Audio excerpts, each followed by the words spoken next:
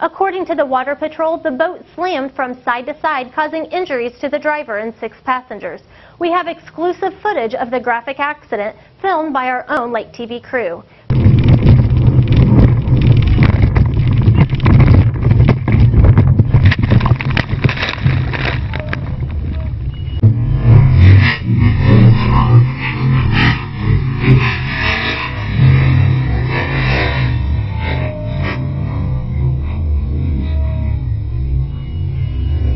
Five were taken to Lake Regional Hospital for the treatment of minor to moderate injuries.